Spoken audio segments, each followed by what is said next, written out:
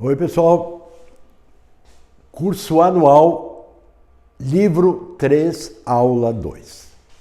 Continuamos o nosso trabalho em ecologia e hoje o primeiro assunto nosso é isso aqui, ó, sucessão.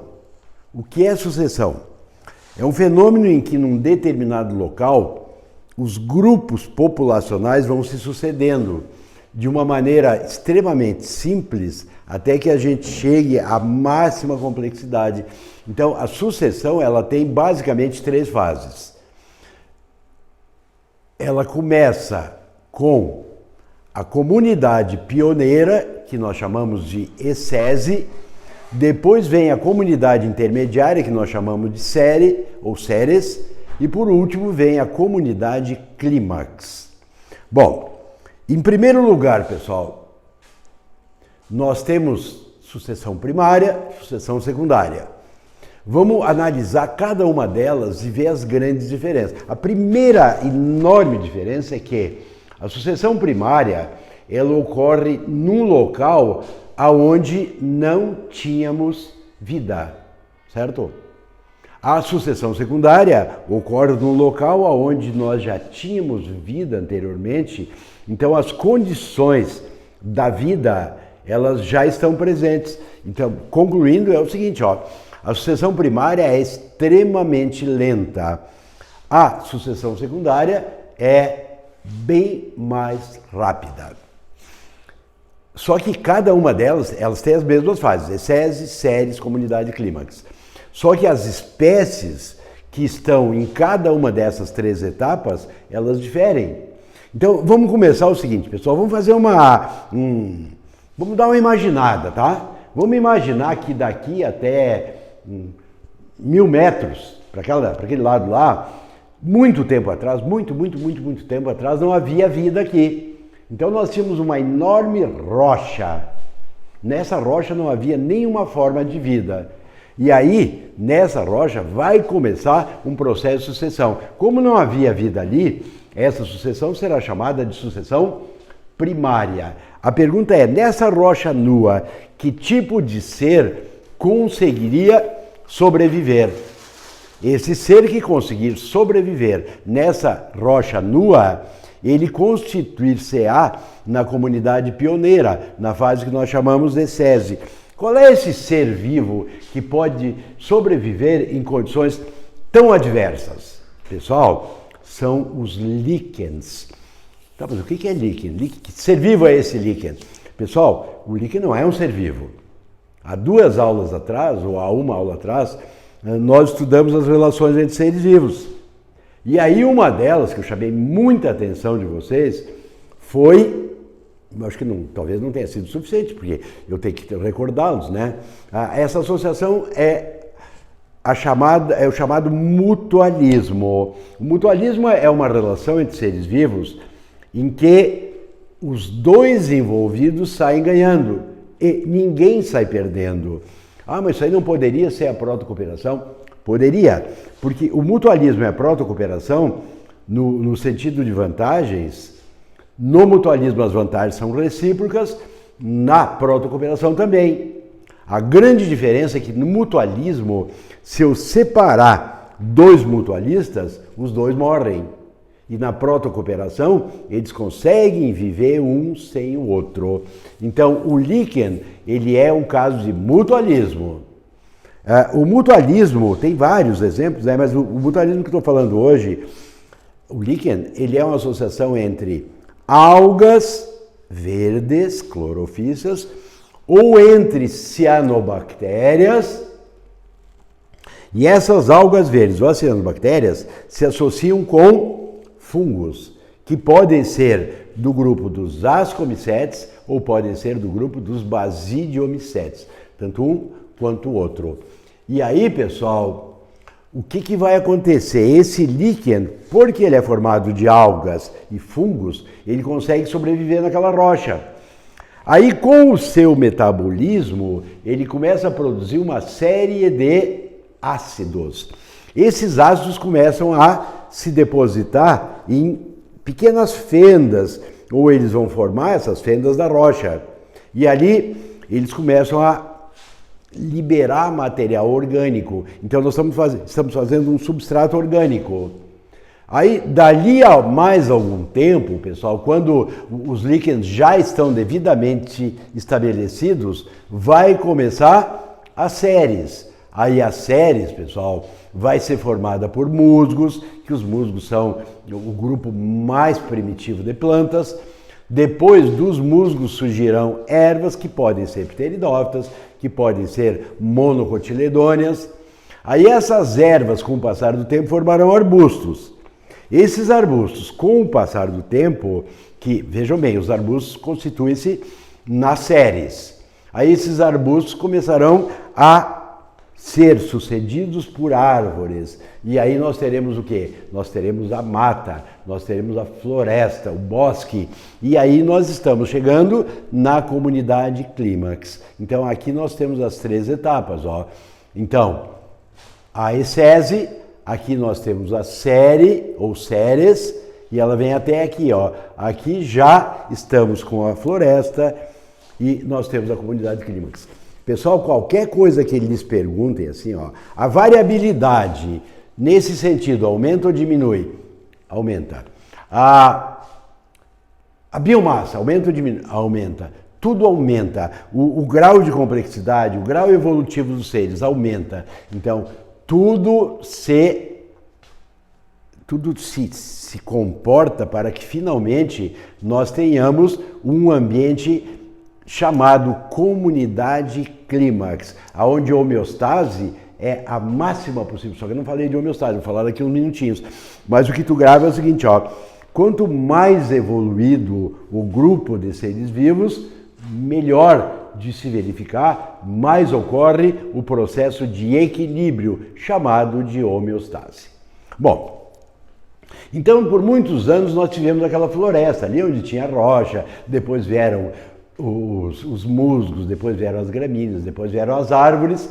Acontece que essa região, agora eu vou inventar tudo, tá? Acontece que essa região ali, esses 1000 metros daqui para lá, foram comprados por um determinado indivíduo que queria, talvez daqui a algum tempo, fazer uma incorporação imobiliária. Só que ele tinha aquela mata ali, aquele bosque, aquela floresta que estava incomodando muito para os objetivos dele. E aí ele pensou em acabar com todos aqueles seres vivos e fez aquele crime que a gente chama de queimada. Aí ele queimou todos os seres vivos. Só que ele queimou toda a parte acima do solo, toda a parte superficial. E aí ele estava com planos, tudo isso eu estou inventando, tá? Ele estava com plano de fazer um condomínio, uma incorporação. Aí ele está com a compra daquele terreno enorme, ele ficou meio descapitalizado e disse, bom, vou deixar passar um tempo. E aí, naquele local onde ele tinha feito a queimada, começou um processo de sucessão. Só que agora, pessoal, as condições ambientais estavam embaixo do solo. E aí essa sucessão será chamada de sucessão secundária. Qual é a diferença da sucessão secundária para a primária? Os grupos de seres que fazem parte dela. Porque aqui, ó, onde eu fiz a queimada, o desmatamento, já vai começar com capim. A ecese aqui já começa... O que é capim, pessoal? Capim é uma gramínea. Só para recordar, pessoal, as plantas mais evoluídas são as angiospermas. Elas podem ser monocotiledôneas e dicotiledôneas. Capim, trigo, milho, arroz são gramíneas. Então são monocotiledôneas, já são vegetais superiores. Então, na sucessão secundária, nós começamos com monocotiledôneas. Isso aqui é a ecese. Daí vem as ervas. Aí vem os arbustos. Só que isso aqui é jogo muito rápido, né? Logo eu vou ter a mata, vou ter a floresta, vou ter o bosque. E aí já é a comunidade clímax. Então, isso aqui é a sucessão secundária. Eu me lembro de uma questão na URGS, que eu sempre coloco para os meus alunos na sala assim, ó. Tu mora em casa? Muito bem. Aí na tua casa tem um jardim. Quem é que dá manutenção? Oh, pode ser o jardineiro, pode ser o teu irmão, ou tu mesmo, pode ser o teu pai. Alguém dá manutenção daquele jardim. E aí a URGS colocou o seguinte: quando cortamos a grama do nosso jardim, estamos, na verdade, fazendo o quê? Aí eu vou dar uma alternativa para vocês pensarem um pouquinho. Ó. Eu estou cortando a grama lá da minha casa. O que eu estou fazendo? A alternativa A da URGS seria interrompendo um processo de sucessão secundária. Olha ali, ó, sucessão secundária. Eu estou cortando a grama, eu estou cortando o capim, eu estou cortando as monocotiledôneas. Então, o gabarito dessa questão é exatamente a letra que dizia isso, ó. No momento que eu corto a grama do meu jardim, na verdade, ecologicamente falando, eu estou interrompendo um processo de sucessão secundária. Se eu não cortar a grama do meu jardim, e vou dar uma viajadinha, tá, pessoal? Eu vou ficar 1 ano fora, tá? Quando eu voltar daqui 1 ano, pessoal, como é que vai estar aquela minha graminha rasteirinha? Pessoal, ela vai estar desse tamanho, ó. Não a grama, mas as espécies que a sucederam. Porque aí eu terei um processo de sucessão secundária. Claro que, repito, a sucessão secundária, ela tem as mesmas etapas da sucessão primária. Vai ser sempre, ó, ecese, seres, comunidade, clímax. Mas os seres vivos que estão em cada uma dessas fases, das 2 formas de sucessão, vão ser diferentes. Bom, eu falei antes, pessoal, que quando nós chegamos na comunidade clímax, nós chegamos ao máximo de biodiversidade, nós chegamos à máxima complexidade e nós chegamos à máxima homeostase. O que é homeostase? Homeostase, pessoal, é um mecanismo de equilíbrio interno que ocorre em todos os níveis ecológicos. Essa homeostase, ela vai, embora a pressão ambiental exista, ela vai sempre manter o indivíduo com um certo equilíbrio. Tá, mas pera um pouquinho, me explica o que é homeostase na célula. Imagina assim, ó, eu tenho uma célula aeróbica, um ser aeróbico. Esse ser está o tempo todo usando oxigênio e liberando gás carbônico. Então, a tendência é que a quantidade de oxigênio diminuísse no interior dessa célula e a quantidade de gás carbônico aumentasse. Então, o que o ser vivo faz para manter a homeostase? Ele começa a liberar o oxigênio por difusão e ele começa a captar oxigênio por difusão. Entenderam? Agora vamos imaginar uma outra situação. Num determinado momento, um determinado soluto foi acrescentado a essa célula. Ela ficou hipertônica. Aí o que vai acontecer? Ela está num ambiente que tem água perto. O que ela vai fazer? Ela vai receber água. Até quando ela vai receber água? Até ocorrer o equilíbrio osmótico. Esse equilíbrio osmótico ocorrerá graças à homeostase. Então, a homeostase é sempre um mecanismo de equilíbrio interno. Agora, é muito importante vocês botarem a palavra homeostase e botam um igualzinho ou uma setinha para o lado e escreve também ali. A homeostase sempre significa o quê? Equilíbrio dinâmico. Porque ela não para nunca, né, pessoal? Ela está sempre ocorrendo para manter as condições internas sempre em condições do ser continuar como vivo. Bom, agora eu separei para vocês aqui uma coisa fabulosa. Um exemplo de homeostase no organismo. Então, observem aqui, ó, até vou ler com vocês. Ó. O camelo é capaz de atravessar um deserto quente carregando muito peso sem precisar beber água durante dias. Um homem, nós, elevaríamos nossa temperatura corporal e perderíamos de 1 a 4 litros de água por hora. À medida que a temperatura sobe, a pessoa torna-se tonta, desorientada, começa a delirar, perde a consciência e morre em apenas algumas horas. Por quê? Porque nós suamos. Lembrem uma coisa da aula passada ou da outra, quando nós suamos, nós eliminamos a água e determinadas excretas, em que estado físico? A planta faz isso também.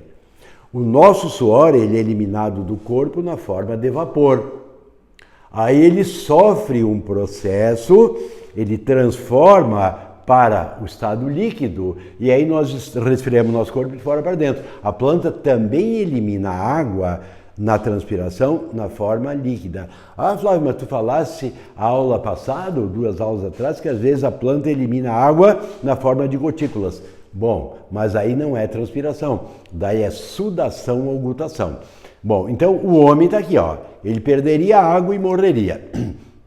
Então, enquanto os humanos suam para manter sua temperatura próxima a 37, 36,5 graus, o camelo permite que a sua temperatura suba 41 graus. A pele, que é um isolante térmico, ajuda a diminuir a captação de calor. E por tolerar a elevação da sua temperatura até 41 graus, ele não desperdiça água no processo de resfriamento por evaporação. Aí quando vem a noite, para quem não sabe, no deserto a temperatura é altíssima durante o dia, só que ela é muito fria durante a noite. Então veja bem, ó, à noite ele descarrega o calor acumulado para o ambiente, permite que sua temperatura, agora ela vai diminuir a 34 graus, mais ou menos. Então isso aí lhe permite uma economia de 5 litros de água, que seriam necessários para manter sua temperatura por evaporação. Aí outra coisa, o camelo, se vocês não viram, ele começa a tomar água e toma água e ele consegue tomar água até o equivalente a 1/3 da sua massa. Imagine que o camelo pese, por exemplo, 300 quilogramas, equivaleria a 300 litros. Ele poderia beber de uma vez 100 litros. Isso aí vai permitir que ele fique muito tempo no deserto, sem precisar necessariamente tomar água, porque a água também não está tão disponível assim num deserto. Bom, a homeostase, pessoal, ela ocorre também na população. Esse exemplo da população, ele é fantástico. Quer ver? Ó, eu vou fazer um gráfico aqui para vocês entenderem. Isso aqui é o tempo, ó, e eu vou marcar o tempo em anos. Então, pessoal, nos países nórdicos, existe esse roedor aqui, ó, ele é conhecido como lemingue. Como ele é um roedor, normalmente os roedores têm um nível reprodutivo muito alto. Então os lemingues se reproduzem muito rápido. Como eles se instalaram numa região bem ampla, tem muita grama para eles comerem, eles são herbívoros, claro, eles começam a se reproduzir a princípio de uma forma exponencial, porque tem alimento e espaço à vontade. Aí eles vão reproduzindo, quando ele chegar aqui, ó, mais ou menos 1, 2, 3, 4 anos. Acontece um desequilíbrio hormonal entre a hipófise e a tireoide dos lemingues, e vejam bem, eles se instalaram próximo ao mar. E entre eles o mar tem um abismo. O que os lemingues fazem? Com esse desequilíbrio hormonal deles, eles migram em direção do mar e quando eles chegam no abismo que os separa do mar, eles se atiram no mar para morrer. Metade deles, mais ou menos, até um pouco mais, um pouco menos, morrem na queda. Tá, e os outros? Bom, os outros começam a nadar mar adentro. Até quando? Até morrer. Então, eu disse, pô, um suicídio em massa? Sim, isso aí também os gafanhotos fazem, né? Agora veja o seguinte, ó.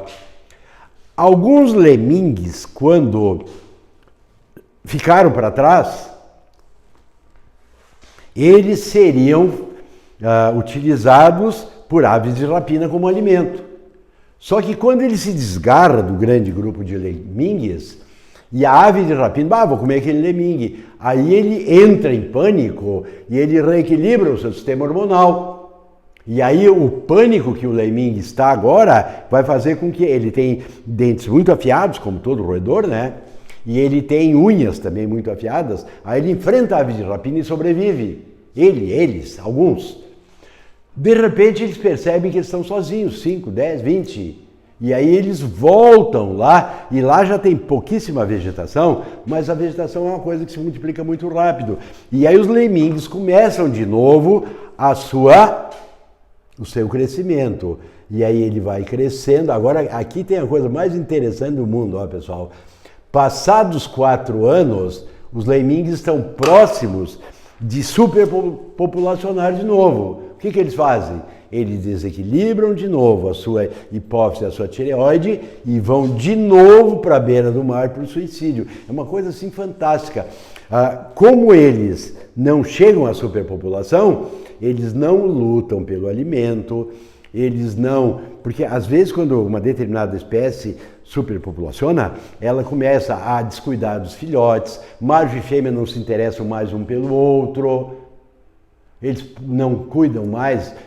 É uma coisa violenta, né, a superpopulação. E os lemmings usam esse sistema aí de equilíbrio hormonal para buscar o equilíbrio, a homeostase.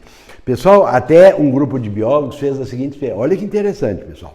Eles sabiam que naquela região, os lemmings, ao final de 4 anos, eles estariam superpopulacionados. Aí, o que eles fizeram? Eles foram gradativamente tirando os lemmings e levando para uma outra região. Quando passaram os 4 anos, houve aquele desequilíbrio hormonal, só que não havia a possibilidade de superpopulação. O que os lemmings fizeram? Agora eles não tinham o problema de espaço e de alimento. O que eles fizeram? Se suicidaram ou não? É uma pergunta muito interessante. E aí o que eles fizeram? Foram para o mar e se suicidaram. Daí tu diz assim, não, mas pera um pouquinho, se não havia o motivo... não havia o motivo, mas havia a cultura de suicídio graças a esse desequilíbrio hormonal. Isso aí está inserido no comportamento daquele grupo de seres. Lembram, há 2 aulas atrás, quando eu expliquei que o louva-a-Deus, ele, durante o ato sexual, a fêmea devora a cabeça do macho. Por quê? Porque aquilo ali está no comportamento. Eu sempre faço uma comparação, ela é meio bobinha, mas eu vou fazer. Ó. O escorpião e o sapo se encontraram na beira do rio. E aí o escorpião disse assim, tu me dá uma carona até o outro lado? Aí o sapo disse assim, claro que eu não vou te dar carona. Eu sei que, pela tradição, os escorpiões sempre matam os sapos. E aí, se eu estiver dando uma carona, quando estiver no meio do rio, tu me pica e eu morro. Daí o escorpião disse, não, pera um pouquinho, sapo, não seja bobo, tu é um sapo, não é um burro. Vamos, me atravessa lá que eu não vou fazer nada, porque se eu te picar no meio do rio, eu morro também. Tá bom, então o sapo engoliu o argumento do escorpião e foram atravessar o rio. Quando estavam bem no meio, o escorpião disse assim, eu vou te picar. O sapo disse, não, tu não pode me picar, porque se tu me picar, tu morre. Ele disse, mas... eu vou morrer porque eu sou um escorpião. Escorpiões têm na sua cultura picar os sapos. Mesmo que eu morra, não importa, isso está inserido na minha linha de comportamento. É exatamente isso aqui que acontece com os lemmings. Ó. Eles sabem que ao final de 4 anos, eles vão ter que ter esse desequilíbrio entre hipófise e tireoide, porque isso aí está inserido na cultura desses lemmings. Então, quando eles fazem suicídio, houve uma homeostase na população. Agora vamos ver mais um exemplo, ó. Homeostase numa comunidade. Eu vou inventar uma comunidade, tá? Ali do outro lado da rua tem um laguinho. Claro que não esse laguinho aqui, nem perto, nada parecido. Mas é tudo teórico, é tudo criatividade. Tem um laguinho, ali eu tenho as algas, que são os produtores, tem os peixinhos comendo as alguinhas. E no fundo lá eu tenho bactérias que estão decompondo, tanto os peixes que morrem ou algumas algas que morreram, necessariamente não alimentando os peixes. Aí aconteceu o seguinte, alguém aqui do nosso grupo foi extremamente descuidado e começou a jogar lixo lá naquele laguinho. Quando o lixo foi jogado lá, esse lixo tinha muito material orgânico, tinha nitratos, tinha fosfatos, tinha carbonatos, coisas importantes para as algas. Quando as algas viram todo aquele material orgânico, elas se reproduziram rapidamente, fizeram o que a gente chama de floração plantônica.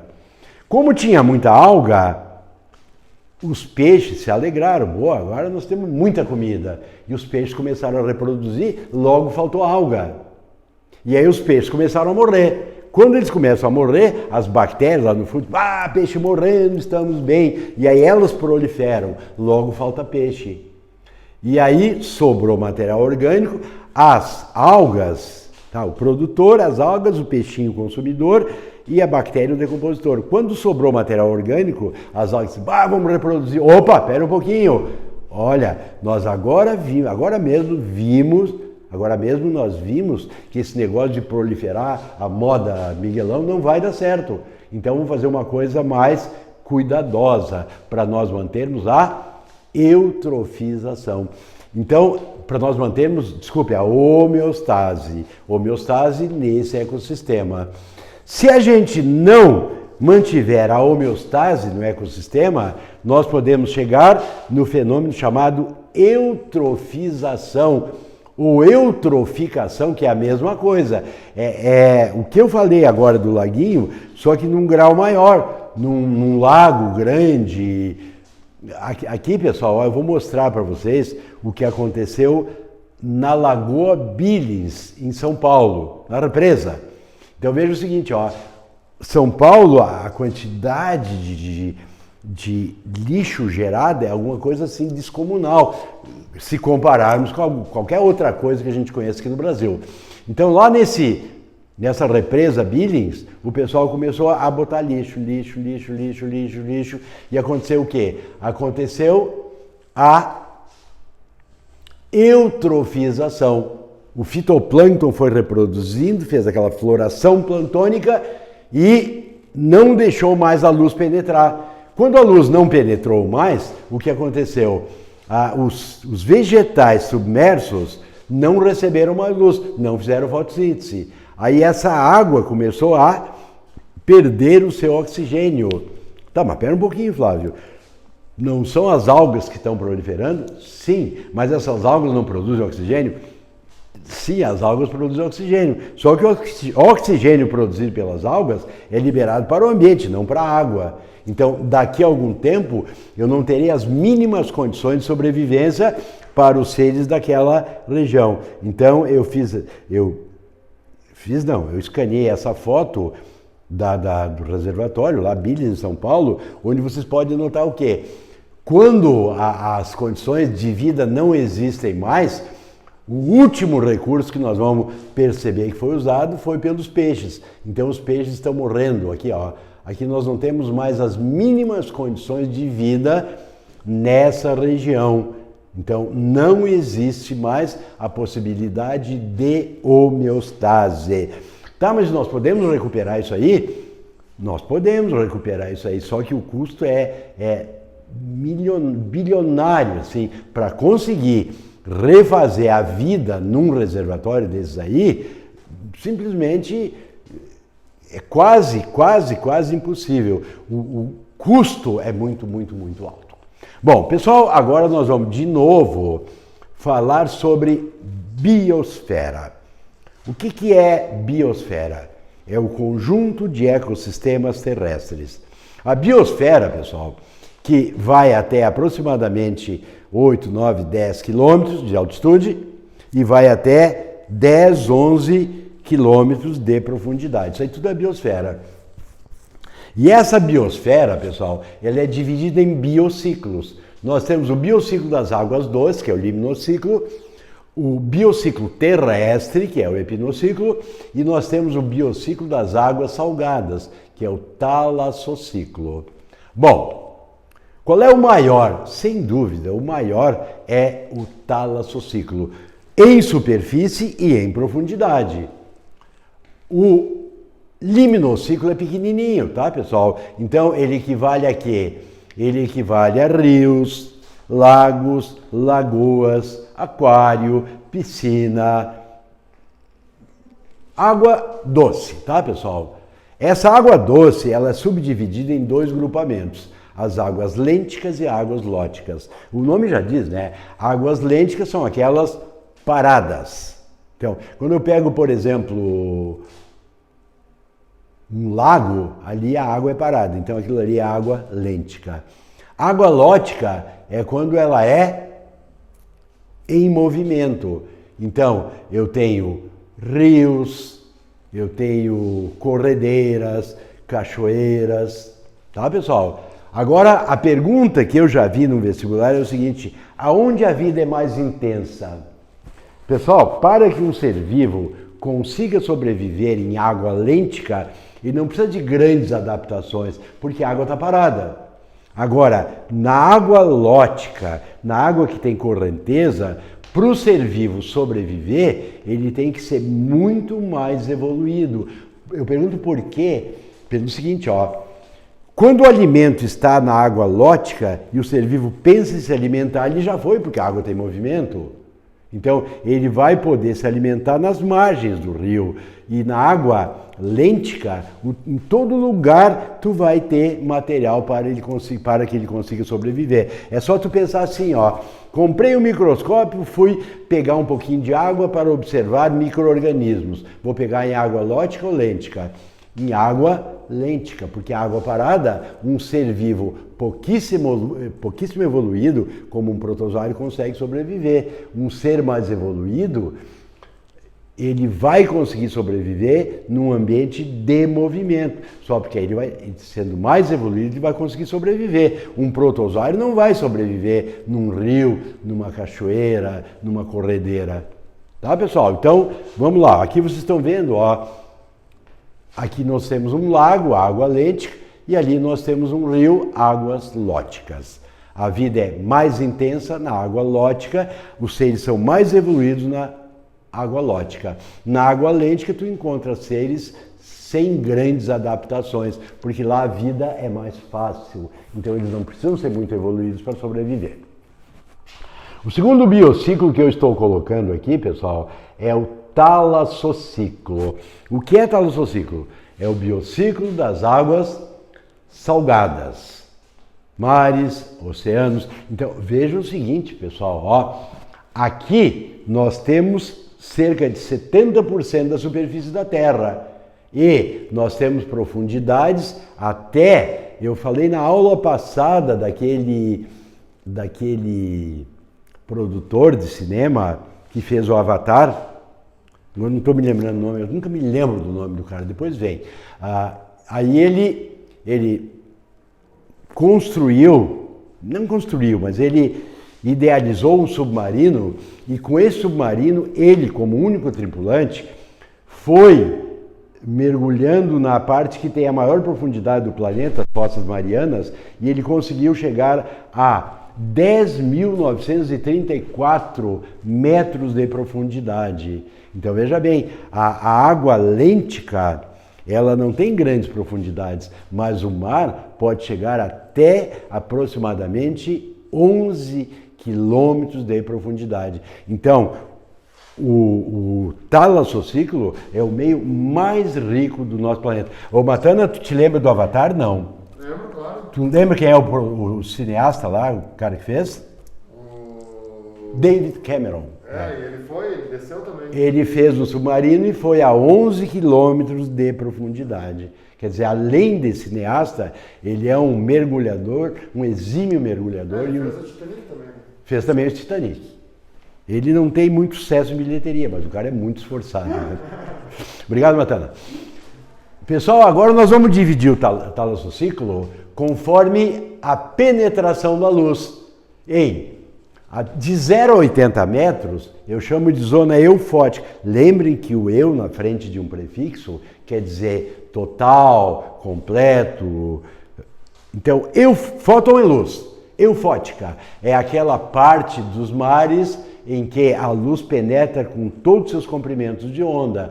Então, nessa zona eufótica, tu vai ter muitos seres autótrofos. Tu vai ter as cianobactérias, tu vai ter as algas verdes, tu vai ter as algas diatomáceas.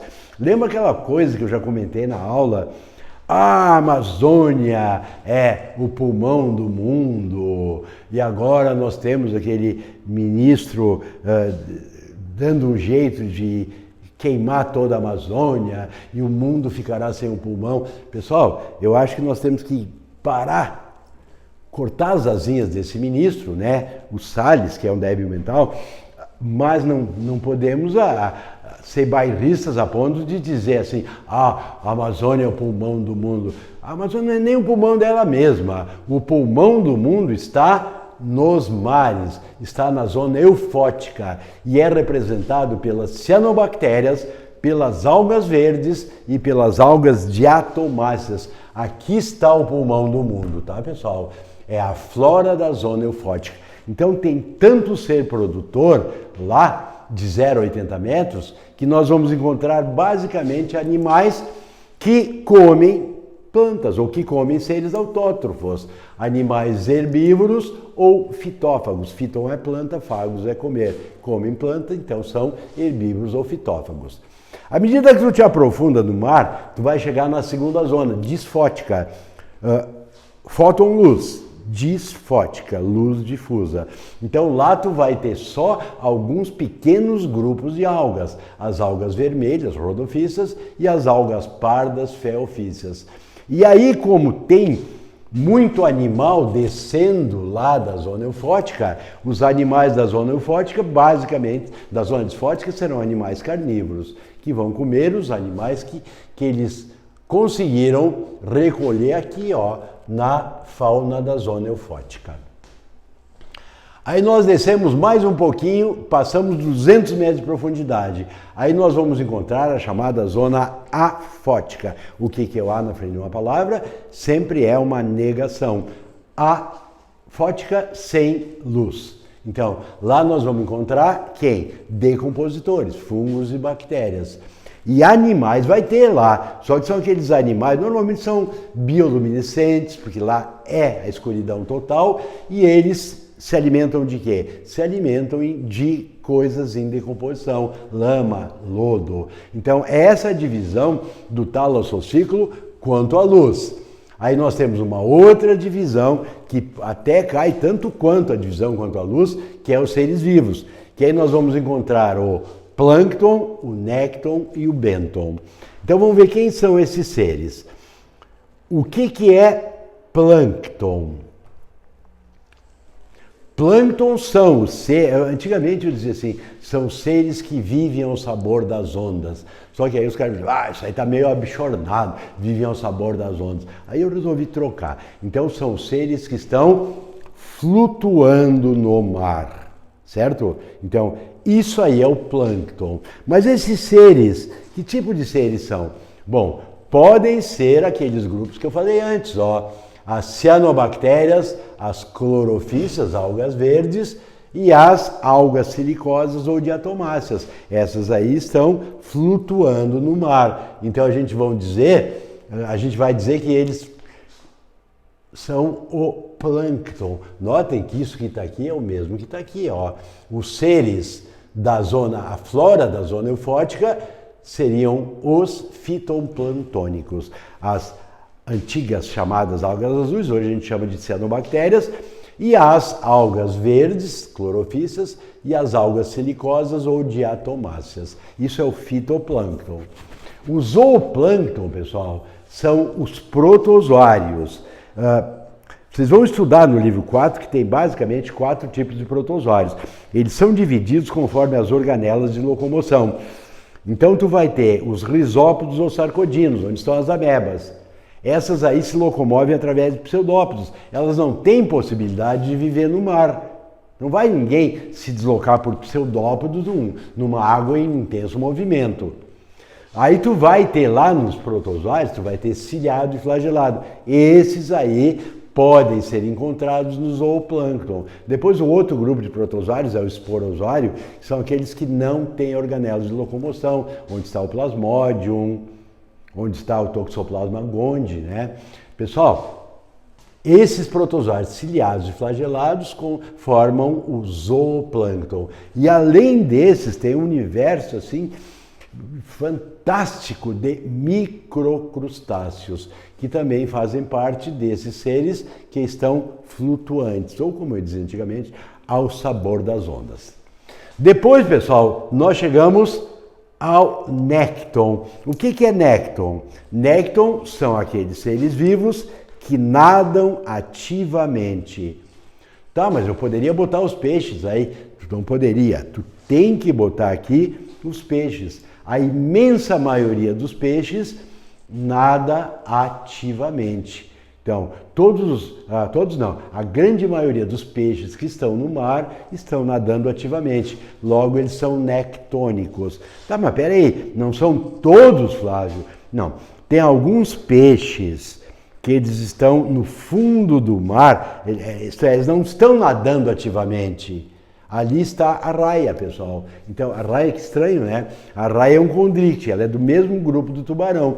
Enquanto o tubarão nada ativamente, a raia fica no fundo do mar. Então, ela seria enquadrado como um ser bentônico. Então, a raia não nada ativamente, mas os demais peixes nadam ativamente. Nós temos também alguns répteis que nadam ativamente. Ontem eu vi num programa da TV, eu não me lembro, mas também não é importante. O cara diz assim, não, nos mares nós temos as tartarugas, nós temos os cágados e nós temos os jabotis. Pessoal, esse biólogo não estava muito bem informado, porque nós temos o cágado, nós temos o jaboti e nós temos as tartarugas. Os únicos desses três que eu citei, eles são muito semelhantes, mas os únicos que nadam ativamente são as tartarugas, tá, pessoal? Os outros, no caso, o cágado e o jaboti, eles não estão no mar. Quem está no mar, como répteis, são as tartarugas. Ah, mas o crocodilo também nada ativamente. Crocodilo não tem no mar, né, pessoal? Os únicos répteis que nadam ativamente, são as tartarugas. E nós temos aqui no nécton, pessoal, um outro grupo muito importante, que é o grupo dos mamíferos. Se vocês derem uma lembradinha no livro de evolução, deixa eu passar isso bem rapidinho, ó. O que é evolução divergente? É mais ou menos isso, mais ou menos não, exatamente isso aqui, ó. A vida dos vertebrados começou com os peixes, só na água. Aí vieram os anfíbios. A primeira fase de vida do anfíbio é larval e eles respiram por brânquias e ficam na água. Quando o anfíbio é adulto, ele vem para a terra. Aí as suas brânquias são transformadas em pulmões. E aí depois dos anfíbios vêm os répteis, depois vêm as aves e depois vêm os mamíferos. Só que um dia houve no planeta um primeiro mamífero. E é esse mamífero, com a evolução, ele foi fazendo o que nós chamamos de evolução divergente. Ou, isto é, os mamíferos foram se espalhando pelo planeta. Uns foram para a água salgada, outros foram para a água doce, outros foram para as árvores, alguns saíram voando. Isso aí então chama evolução divergente. E aí nós vamos encontrar ali a baleia como um ser do nécton, certo? Que ele, nessa evolução divergente, ele acabou dominando novamente uma parte dos mares. E nós temos aqui, ó, pessoal, esse cara aqui é bem interessante, ó. A gente vai falar muito dele no livro 4, é o molusco cefalópodo. Aqueles moluscos que têm os pés na cabeça. O polvo, lula, náutilus, ciba, sépia, argonauta, esses seres são muito evoluídos, porque são os únicos invertebrados que têm cérebro e são os únicos invertebrados que formam imagens na sua visão. E eles nadam ativamente. Portanto, esses moluscos cefalópodos vêm aqui para o nécton. E depois, pessoal, nós chegamos no benton ou no bentos. O que são os seres bentônicos? São os seres que vivem no fundo do mar. Eles são móveis ou eles são fixos? Estou explicando. Alguns são móveis, como por exemplo a estrela do mar, o ouriço do mar, o pepino do mar. E nós temos alguns seres bentônicos que são sésseis, isto é, eles não se movimentam. Então ali nós vamos encontrar os poríferos. Os poríferos, todos eles são fixos, tá? E depois nós vamos encontrar os quinidários. E os quinidários, esferenterados, eles têm uma fase de vida fixa, que a gente chama de pólipo. E eles têm uma fase de vida onde eles são móveis. E aí nós vamos chamar de medusa, tá, pessoal? Então, quando eles estão na fase de pólipo, eles sempre são bentônicos sésseis. Então, nos bentônicos sésseis, nós vamos achar os poríferos, os quinidários de forma pólipo. Nós vamos ter até um equinoderma lá, o lírio do mar, ele é bentônico séssil, isto é, eles ficam no fundo do mar e não têm apêndices locomotores. Então, eles estão sempre paradinhos lá no fundo do mar. E nós podemos encontrar, então, o bentônico vágio. O que é vágio? Que vaga. Eles são errantes. Então, aqui nós vamos encontrar a estrela do mar, o siri, a lagosta. Tá, pessoal? Só um minutinho que perdemos o contato aqui. Então, bentônico são os seres que estão no fundo do mar. Alguns deles têm mobilidade. Então eu vou dizer que eles são bentônicos vágeis, que eles vagam, que eles são errantes. Como, por exemplo, o siri, lagosta, a estrela do mar, o ouriço do mar. E eles podem, esses bentônicos, também ser sésseis. O que é séssil? Que não tem apêndices locomotores. Então eles estão paradinhos no fundo do mar. Aí nós vamos encontrar todos os poríferos. Todos eles são fixos. Tá, mas eles são animais e são fixos? Sim, pessoal. No livro 4 eu vou explicar para vocês que o porífero tem o corpo dele e dentro ele tem uma cavidade que não é parte do seu íntimo celular. E ele tem poros no corpo. Aí o que eles fazem? Dentro daquela cavidade, chamada espongiocela, ele tem células com flagelos. E essas células estão o tempo inteiro expulsando a água. Então a água sai pelo ósculo e entra pelo porócito. E o que o porífero faz? Ele cria um fluxo de água entrando pelo porócito e saindo pelo ósculo. Essa água, claro que ela traz nos seres vivos, algas, por isso que eu falei alga, ela traz alguns protozoários que o porífero usa como alimento. Só que então, pessoal, eles ficam o tempo inteiro fixos no fundo do mar, então, ou do rio, né? Tem uma família no rio. Então os poríferos sempre são bentônicos sésseis, não tem nenhum tipo de apêndice locomotor. E nós encontramos ali também no bênton séssil, nós vamos encontrar os quinidários. Vocês lembram que o quinidário, ele sempre tem duas possibilidades. Ele pode ser fixo e reproduzir assexuadamente, e a gente diz que ele está na sua fase de pólipo. Aí quando o quinidário reproduz assexuadamente, forma o pólipo, esse pólipo pode se desprender e se transformar numa medusa. Aí a medusa anda pelo mar, encontra o meduso, né? E aí os dois reproduzem sexuadamente, dando origem a um novo pólipo. Bom, pessoal, então isso aí termina com os nossos seres vivos no ambiente marinho. Agora vejam o seguinte, ó. Quais são os seres que estão aqui, ó, na zona afótica? Quem são os seres que antigamente a gente botava na flora, né? Flora é o conjunto de vegetais de uma determinada região. Aqui, ó, na zona afótica eu tenho fungos e bactérias. Na classificação atual, os fungos pertencem a que reino? Ao reino fungos. E as bactérias pertencem ao reino moneras. Então elas não são vegetais. Logo, se a gente for muito rigoroso nessa história de fauna e flora, os fungos e as bactérias não são flora nem fauna, porque eles não são vegetais. Repito, ó, os fungos pertencem ao reino fungos, ao reino fungos e as bactérias ao reino moneras. Mas na classificação antiga, eles eram pertencentes ao reino vegetal, quando a gente fez essa divisão em flora e fauna. Aí a gente dividiu os seres vivos no sistema de 5 reinos, que ainda não está completo, porque os fungos não estão naquele sistema de 5 reinos, o prion também não está naquele sistema, e flora e fauna ainda é mais antigo, que é tudo colocado ou na flora ou na fauna. Mas de qualquer maneira, ó, a flora antigamente seria o quê? Seriam os fungos e as bactérias. Eles estão no fundo do mar decompondo o material orgânico.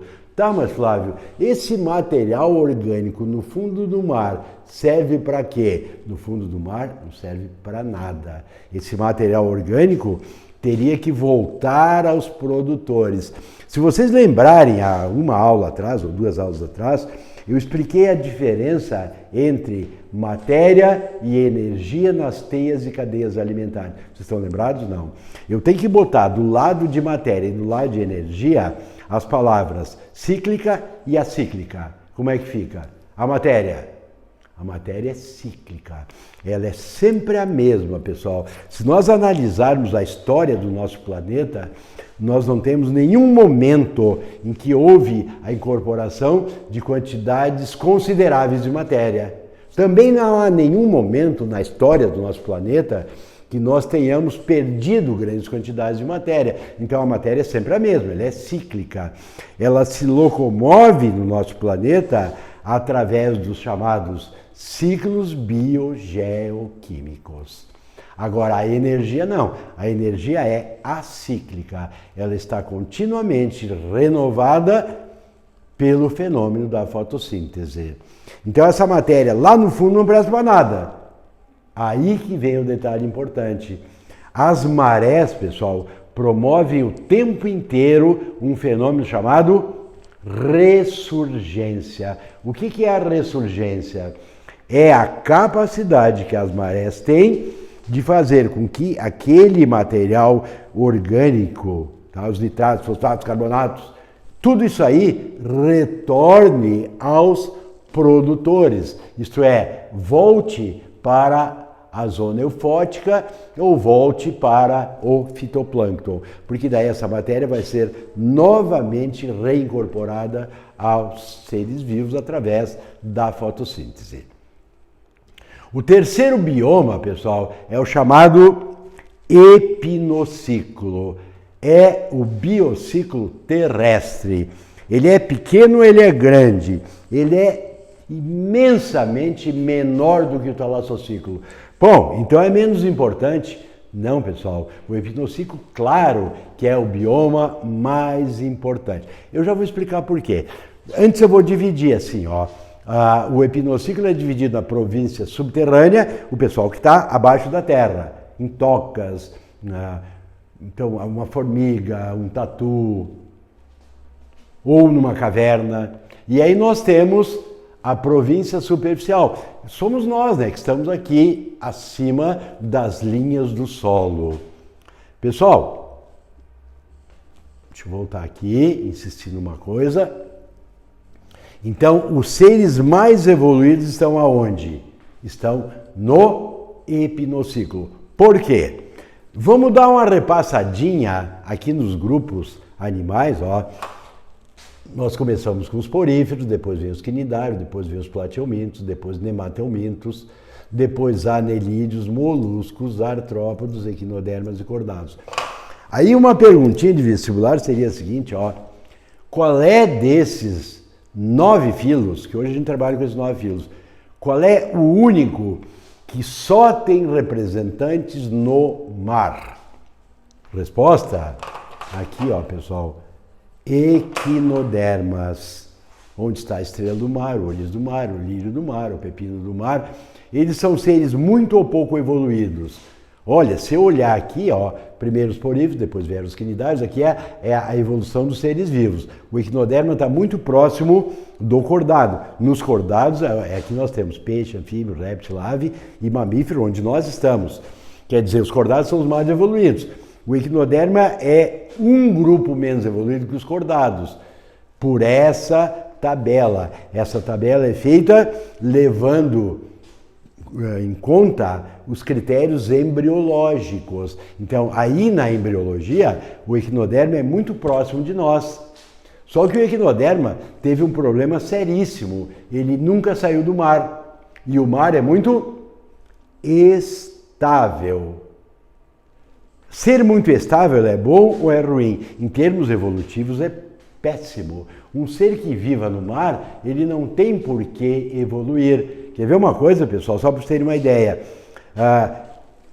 nas regiões onde tem icebergs, os navios não podem andar, pelo menos o Titanic não conseguiu, Titanic, né, não conseguiu andar lá, mas os submarinos podem. Por quê? Porque depois de uma determinada profundidade, a temperatura do mar é constante. Então, muitas coisas do mar são constantes. Isso faz com que os seres vivos não precisem evoluir para viver no mar. Por isso que os equinodermas não saíram do mar. Em função disso, eles começam a vida com simetria bilateral, a mesma simetria que nós temos. Só que o equinoderma adulto, ele tem uma simetria radial adaptativa. Isto é, ele, além de não evoluir, ele involuiu. Então, o epinociclo é o biociclo terrestre. É o biociclo aonde tudo muda de 1 metro, daqui a 1 metro, daqui a 100 metros, daqui a 1000 metros, mudam todos os fatores. E aí, para o indivíduo sobreviver aqui na Terra, ele vai ter que ser muito mais adaptado. Então, a variabilidade dos seres vivos é maior no epinociclo. A evolução dos seres vivos é maior no epinociclo. Quer ver? Ó, dá um pulinho no reino vegetal. No reino vegetal tu vai encontrar. Aqui tu tem a origem dos bichos, ó. Aí nos vegetais vai ser mais simplesinho, ó. Tu tem a briófita, tu tem as pteridófitas, tu tem as gimnospermas e tu tem as angiospermas mono e dicotiledônia. O que tu tem desses seres vivos aqui no mar? Nenhum. Os seres vivos que vocês encontram, os vegetais que vocês encontram no mar estão aqui, ó, são as algas. Nenhum desses seres mais evoluídos conseguiram sobreviver e evoluir no mar. Eles tiveram que vir para a Terra para evoluir, assim como os bichos, ó. Os mais evoluídos estão aqui no epinociclo. Então o epinociclo é a maior exigência dos seres vivos. Para sobreviver no epinociclo, o ser vivo tem que ser muito, muito bem adaptado. Bom, quando nós começamos a ecologia, eu lhes falei o seguinte, que nós temos o nosso planeta formado de biociclos, e os biociclos apresentam biomas. Aí eu lhes expliquei há um tempo atrás o que é um bioma. Quando eu expliquei, até me lembro dessa aula, eu expliquei como é que é uma planta que sobrevive no deserto. Essa planta tem folhas bem largas? Não, ela transformou a sua folha, provavelmente bem estreitinha ou até num espinho, para não transpirar, porque a transpiração exige perda de água e lá tem pouca água. Então, inclusive a planta, para conseguir se adaptar no deserto, ela pode desenvolver um parênquima aquífero, já que a água é uma coisa muito difícil de se obter no deserto. Aí eu lhes coloquei assim, ó, entre dois seres, um venenoso e um não venenoso, qual teria mais chance de sobreviver no deserto? Claro que o venenoso. Por quê? Ele encontra tão dificilmente alimentos que ele não pode perder essa oportunidade. Então, olha aqui, ó, plantas com raízes longas, com parênquima aquífero, folhas transformadas em espinhos, tudo isso é a flora típica de um deserto. A fauna, animais peçonhentos. Então eu caracterizei o quê? Eu caracterizei um bioma. Esse bioma é chamado de deserto. Eu tenho desertos frios, desertos quentes. E aqui, ó, no quadro, estão vendo, podem ter uma ideia dos grandes biomas mundiais. O primeiro bioma é esse aqui, ó, é a tundra. A tundra são plantinhas bem pequenininhas que vivem muito pouco tempo. Animais também, aqui eu tenho um urso polar aqui, mas esse aqui é uma exceção, né? A maioria dos seres ali são pequenos e que quando vem o inverno, o que eles fazem? Ou eles se intocam, ou eles vão para uma fase de sua metamorfose em que eles não consomem muita energia, ou eles migram para a taiga. Então a taiga estaria ao sul da tundra e ela é caracterizada por florestas de coníferas. Coníferas, então tu vai ter o quê? Os pinheiros, né? Depois tu vai ter o deserto frio e quente, tu vai ter o campo frio e o campo quente, a floresta caducidófila, tu vai ter a floresta temperada, úmida, e aí tu descendo aqui tu vai chegar na savana, na estepe, na floresta tropical. Veja bem, essas duas setas, Esse desenho não é meu, então, quando eu coloquei aqui, eu me obriguei a citar a fonte.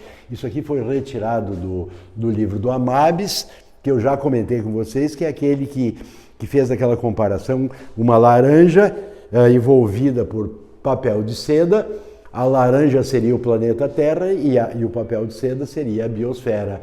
Também esse gráfico aqui, ó, esse desenho foi retirado do livro do Amabis. Então ele coloca muito pertinente aqui, ó, a temperatura lá da tundra aqui para o deserto quente, para a floresta tropical, ela vai aumentando.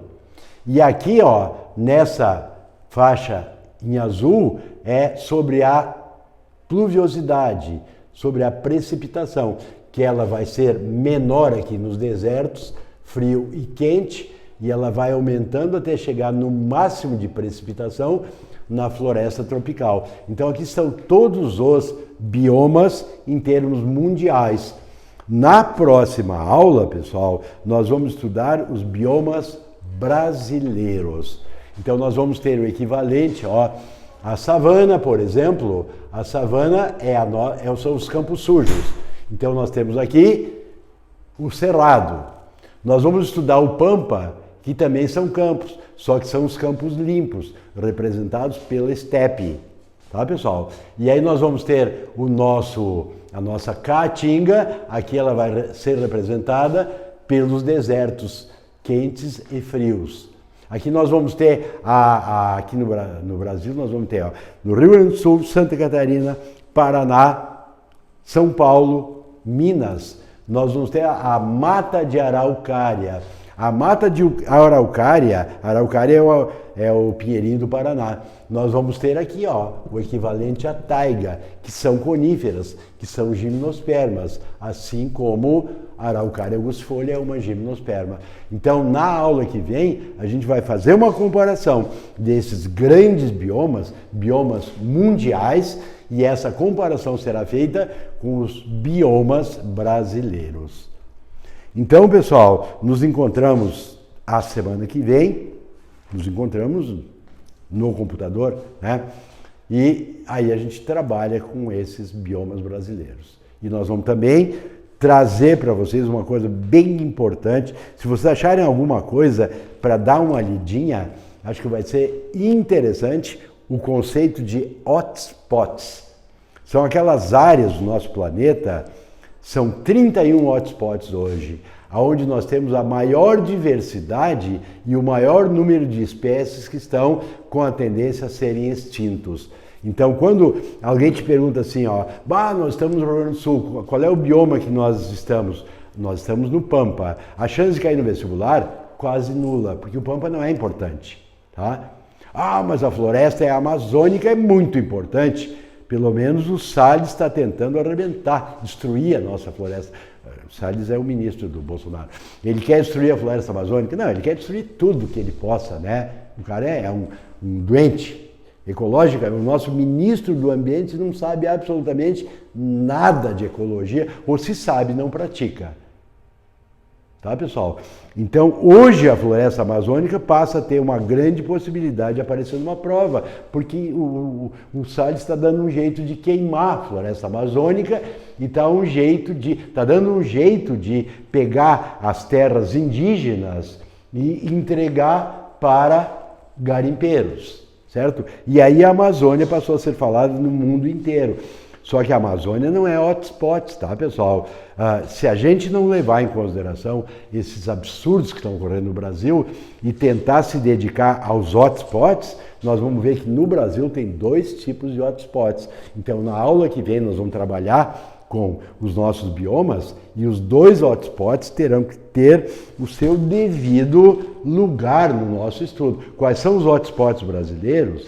É o Cerrado e a Mata Atlântica. São 2 biomas importantíssimos. O Cerrado, ele está cedendo muito da sua vegetação para que os fazendeiros plantem gramíneas. E aí a poluição ambiental lá vai ser uma coisa assim absurda, né? E a Mata Atlântica, pessoal, é o pior. É que nós já tivemos 15% da nossa superfície do planeta de Mata Atlântica. Hoje é 1% da nossa superfície. Quer dizer, nós estamos terminando de destruir a Mata Atlântica. Então, Cerrado e Mata Atlântica são os dois únicos hotspots do Brasil. Por isso que eles caem mais em vestibular. E a floresta amazônica tem que dar uma atenção especial agora devido a esse doente que ele está fazendo com a Amazônia. É uma coisa assim inacreditável. Se a gente estivesse fora do Brasil e vivesse num país desenvolvido e alguém nos contasse o que o Salles está fazendo pelo nosso ambiente, tu diria assim, não, mas esse cara não é brasileiro. Esse cara não é normal. Eu concordo. Brasileiro eu sei que ele é, mas normal não, né? Mas aí tu pega um ministério onde tem Damares, onde tem esse louco aí da educação, né, onde tinha Regina Duarte na cultura, quer dizer, então esse ministério do seu Bolsonaro, do seu Bozo, ele é simplesmente uma brincadeira de mau gosto. Mas nós não temos nada com isso, nós vamos ter que aproveitar essa crise toda e o que eu vou dizer agora é muito, muito ruim de dizer, mas eu sou obrigado a dizer, ó. O pessoal que não estudou em escolas particulares, que não está estudando em escolas particulares e que não tem boas condições financeiras, esse pessoal está completamente atordoado, porque eles não têm chance nenhuma de passar numa prova de uma federal. O pessoal que vem de escola particular e que está fazendo cursinho, que está fazendo escola particular e que tem o seu computador e que tem acesso às redes sociais e que sabe usar bem as redes sociais, chegou na hora bem certinha de entrar na universidade que ele quer. Porque agora tudo está do seu lado se você tem boas condições. Eu lamento dizer isso aí, mas não adianta, né? Nós estudamos no livro passado um negócio chamado seleção natural. Há uma luta pela sobrevivência e nessa luta pela sobrevivência, quem é que vai ser selecionado? O mais apto. Hoje, quem tem condições sociais boas, ele é o mais apto e ele é o melhor candidato para pegar uma vaga numa universidade federal ou numa universidade particular que tenha cursos com uma procura muito grande, como, por exemplo, medicina. Então, vocês alunos do apoio, estão em plenas condições de pegar logo a sua vaga, tá? Ah, mas isso é injusto. Bom, não vou discutir justiça, eu vou discutir oportunidades. As oportunidades de vocês estão todas aí. Abrace e consiga aquilo para o que você acha que foi talhado. Porque se você veio para esse mundo, para essa vida, para esse planeta, alguma coisa está guardada para vocês. Então, vamos buscar essa coisa que, se ela está guardada para nós merecemos, tá, pessoal? Um beijão para vocês, falamos a semana que vem. Tchau, tchau.